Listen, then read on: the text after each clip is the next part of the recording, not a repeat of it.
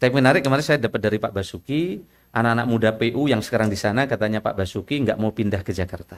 Yang sekarang jadi tim. Kenapa? Di sana nggak ada kemacetan.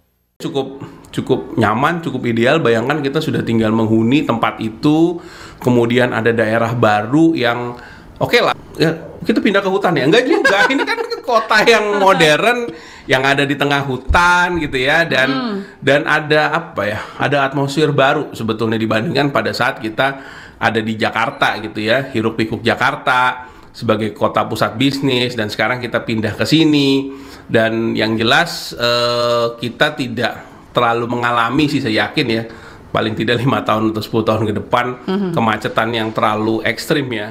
Terkait dengan apartemen itu tidak bayar, ya. Apartemen ini disiapkan oleh pemerintah.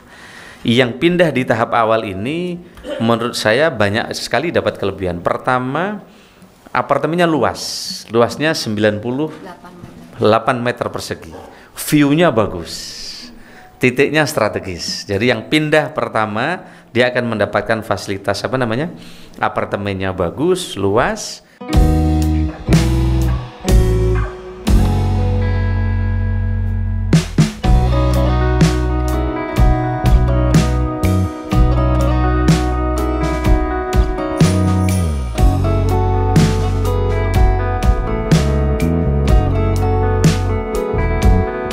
Pemerintah mengumumkan akan memberikan sejumlah keistimewaan bagi aparatur sipil negara (ASN) yang akan dipindahkan ke Ibu Kota Negara (IKN) Nusantara. Langkah ini diambil sebagai bagian dari upaya untuk memastikan para ASN merasa puas dan nyaman dalam menjalankan tugas mereka, serta dapat memberikan pelayanan terbaik bagi masyarakat. Salah satu keistimewaan utama yang dijanjikan adalah penyediaan rumah dinas. Setiap ASN yang pindah ke IKN akan mendapatkan 1 unit apartemen seluas 98 meter persegi. Apartemen ini akan diberikan kepada ASN yang sudah berkeluarga. Sementara bagi ASN yang masih lajang atau belum menikah, 1 unit apartemen akan dihuni oleh 3 orang. Setiap unit apartemen dilengkapi dengan perabotan dan peralatan elektronik seperti televisi, kulkas, dan mesin cuci, sehingga para ASN hanya perlu membawa koper pakaian saat pindah. Apartemen seluas 98 meter persegi ini terdiri dari 3 kamar tidur dan 2 kamar mandi. Pemerintah juga terus mempercepat penyelesaian pembangunan 12 menara apartemen untuk hunian ASN, yang ditargetkan selesai pada bulan Juli 2024. Setiap menara apartemen memiliki 12 lantai, di mana lantai 1 dan 2 digunakan sebagai podium fasilitas sosial dan umum, fasos, fasum, seperti toko, ruang bersama, pusat kebugaran, dan ruang publik.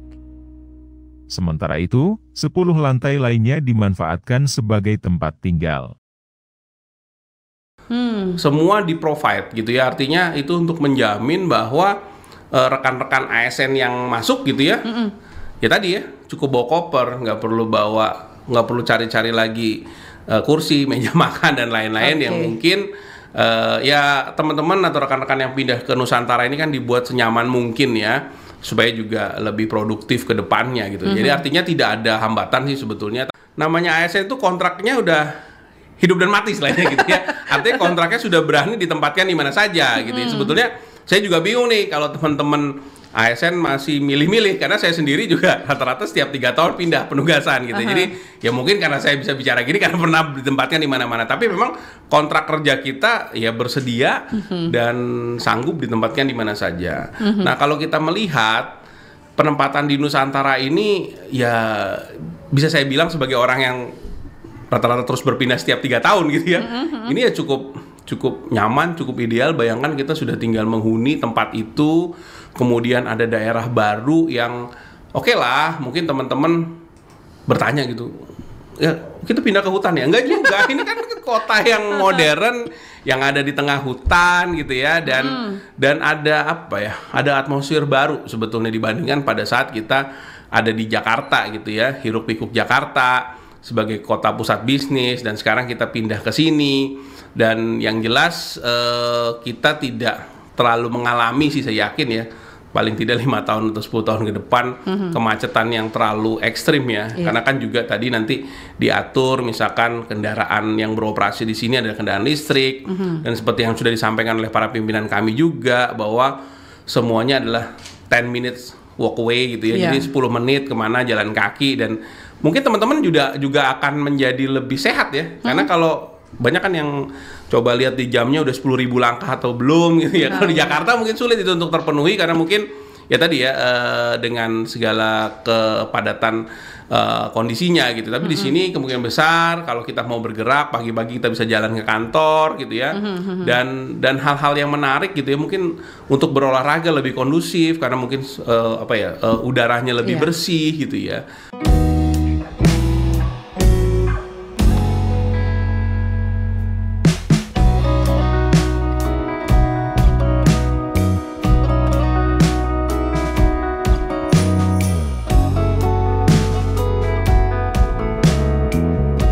Selain fasilitas hunian, berbagai insentif menarik juga disediakan bagi ASN yang pindah ke IKN.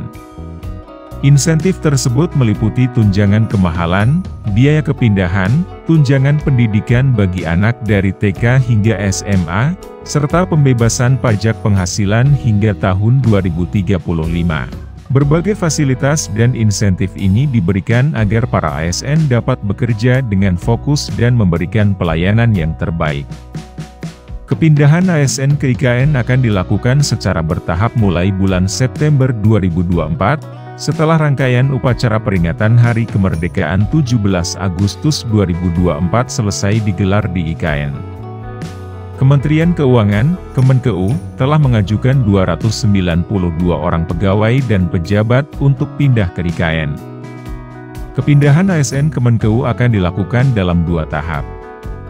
Tahap pertama, sebanyak 198 pegawai akan mulai pindah pada September 2024, sementara sisanya akan pindah pada November 2024. Sekretaris Jenderal Kemenkeu, Heru Pambudi, menjelaskan bahwa jumlah pegawai yang akan pindah telah diajukan kepada Kementerian Pendayagunaan Aparatur Negara dan Reformasi Birokrasi, Kemenpan RB. Komposisinya adalah 17 pejabat eselon 1, 29 pejabat eselon 2, dan 152 pegawai mulai dari pelaksana sampai eselon 3, jelasnya.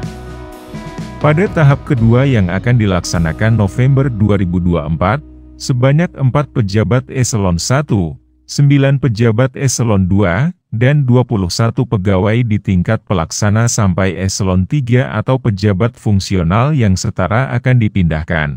Heru menegaskan bahwa angka tersebut masih bersifat usulan dan bisa berubah sesuai dengan kesiapan sarana dan prasarana serta kebutuhan penunjang kerja Menteri Keuangan. Saya dapat sampaikan bahwa Kementerian Keuangan terus berkoordinasi dengan Kemenpan RB, dan Kementerian Keuangan telah mengajukan usulan untuk daftar pejabat dan pegawai yang akan pindah ke IKN. Kita akan melakukan dalam 2 tahap. Yang pertama adalah September 2024, ini totalnya sebanyak 198 pejabat dan juga pegawai.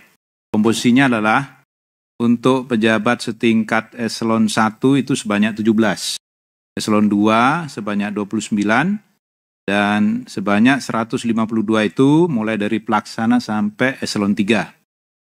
Tahap 2 kita akan lakukan rencananya di bulan November 2024, itu sebanyak 4 eselon 1, 9 eselon 2, dan 81 pelaksana setingkat dari pelaksana sampai dengan setingkat eselon 3 atau pejabat fungsional setara. Jadi kalau total tahun ini kita telah mengajukan usulan kepada Kemenpan RB untuk bisa mengirimkan sebanyak totalnya 292 baik pegawai maupun pejabat. Nah, rekan-rekan media, jumlah ini memang tentunya masih akan bergerak, bisa naik, bisa turun, tergantung daripada ketersediaan sarana dan prasarana di sana dan juga kebutuhan dalam rangka mendukung tugas menteri dan juga pimpinan-pimpinan yang lain. Dan kita juga selalu diberikan arahan dan juga koordinasi dengan Kemenpan RB khususnya berkaitan dengan kuota. Nah, siapa yang akan berangkat duluan? Sekretaris Jenderal dan tim sekretariat juga akan berangkat duluan ke IKN.